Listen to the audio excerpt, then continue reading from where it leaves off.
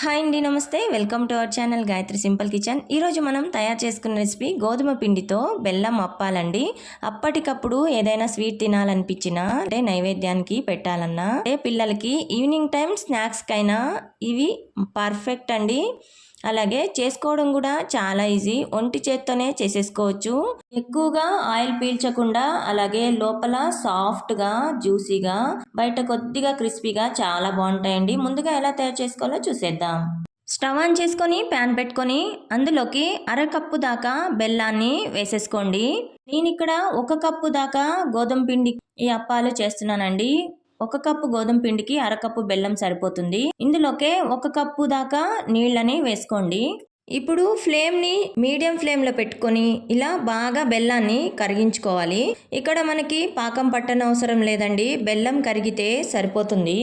ఇక్కడ మనకి బెల్లం పూర్తిగా కరిగిపోయిందండి. ఇప్పుడు ఒక గిన్నెలోకి స్ట్రైనర్ పెట్టుకొని ఏదైనా నలకలు లాంటివి ఉంటాయి కదండి, ఇలా ఫిల్టర్ చేసుకుంటే సరిపోతుంది. ఇలా ఫిల్టర్ చేసుకున్నాక ప్యాన్ ఒకసారి కడిగేసుకొని ఇలా మళ్ళీ బెల్లం నీళ్ళని ఇందులోకి వేసేసుకోండి. ఇప్పుడు కొద్దిగా మరుగుతున్నప్పుడు ఇందులోకి 1 కప్పు దాకా గోధుమ పిండిని వేసేసుకోండి. ముందుగా చెప్పినట్టే మనకి ఇక్కడ బెల్లం పాకం ఏమీ రానవసరం లేదండి, బెల్లం కరిగితే సరిపోతుంది. ఫ్లేమ్ ని లో ఫ్లేమ్ లోనే పెట్టుకొని ఇలా గోధుమ పిండిని వేసుకున్నాక గరిటతో ఇలా బాగా కలిపేసుకోండి.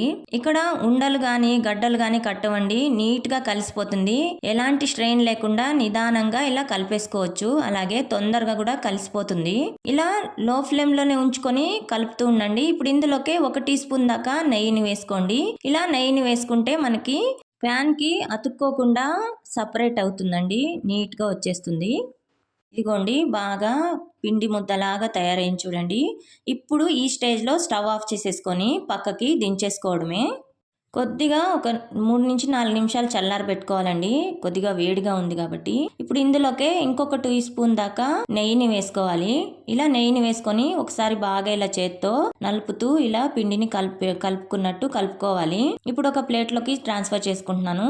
ఇంకొక చిన్న ప్లేట్ తీసుకొని అందులోకి 2 టేబుల్ స్పూన్ దాకా గసగసాలని వేసుకుంటున్నాను. ఇలా గసగసాలు వేసుకుంటే టేస్ట్ బాగుంటుందండి, కరకరలాడుతూ పైన టేస్టీగా ఉంటాయి. ఇవి ఆప్షనల్ అండి, మీకు నచ్చితేనే వేసుకోండి, తెల్ల నువ్వులైనా వేసుకోవచ్చు. ఇప్పుడు ఈ పిండి ముద్దని కొద్దిగా పూరీ సైజు పిండి అంతా తీసుకొని ఇలా చేత్తో బాగా రౌండ్ గా చేసుకోవాలి. చుట్టూ బిరుకులు లేకుండా చక్కగా ఇలా స్మూత్ గా చేసుకొని ఇలా చేత్తో ఒత్తుకోవాలండి. అరచేతిలో పెట్టుకొని ఇలా 2-3 వేళ్లతో నిదానంగా ఇలా చుట్టూ స్ప్రెడ్ చేసుకోవాలండి, మందంగా లేకుండా. మనకి పల్చగా కాకుండా మందంగా కాకుండా ఇదిగోండి వీడియోలో చూపిస్తున్నట్టుగా ఇలా ప్రెస్ చేసుకోండి. ఇదిగోండి, ఈ మీడియం సైజ్ ఉంటే సరిపోతుంది. ఇక్కడ మనకి చుట్టూ కూడా బిరుకులు రాలేదు, నీట్ గా వచ్చింది. ఇప్పుడు కొద్దిగా చేత్తో ఇలా గసగసాలను తీసుకొని స్ప్రెడ్ చేసుకోండి. ఈ వీడియోలో చూపిస్తున్నట్టుగా ఇలా కొద్దిగా ప్రెస్ చేస్తూ స్ప్రెడ్ చేసుకోవాలి.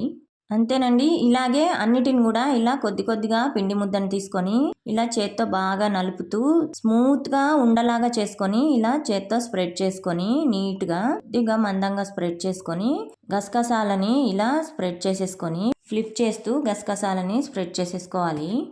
ఇక్కడ మనకి పిండి అనేది పర్ఫెక్ట్గా తయారైందండి, చేతికి కూడా అతుక్కోవట్లేదు. అలాగే తొందరగా కూడా చేసేసుకోవచ్చు, అలాగే ఎక్కువ టైం కూడా పట్టదండి.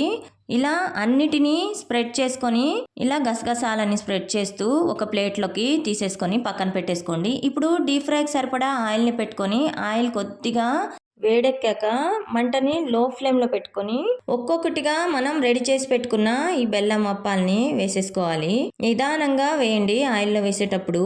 ఇలా అప్పాలని వేసాక మంటని మీడియం ఫ్లేమ్లో పెట్టుకొని వేయించుకోవాలి. ఇక్కడ మనకి ఇలా గరిటతో అటు ఇటుగా ఫ్లిప్ చేస్తూ గోల్డెన్ కలర్ వచ్చేంత వరకు ఇలా వేయించుకోవాలండి. ఇదిగోండి వీడియోలో చూపిస్తున్నట్టుగా ఇలా గోల్డెన్ బ్రౌన్ కలర్ వచ్చాక తీసేసుకొని ఒక స్పూన్తో కానీ లేదంటే ఇలా అట్ల కాడతో కానీ కొద్దిగా ప్రెస్ చేయండి.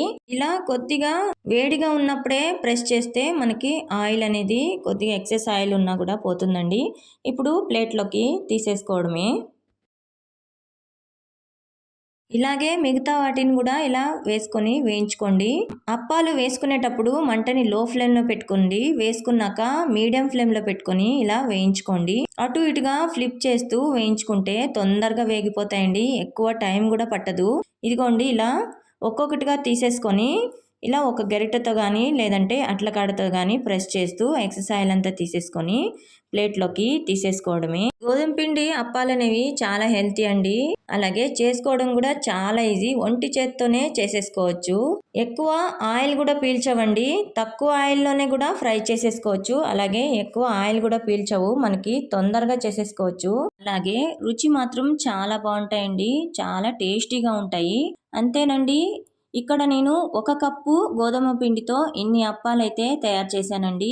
మీరు కూడా ఇలా అప్పాలని తయారు చేసుకొని మీకెలా వచ్చిందో ఒకసారి మన కామెంట్ బాక్స్లో కమెంట్స్ చేయండి. గోధుమ పిండి బెల్లం అప్పాలు ఒకసారి చేసుకుంటే 4-5 రోజుల దాకా తినేయొచ్చండి.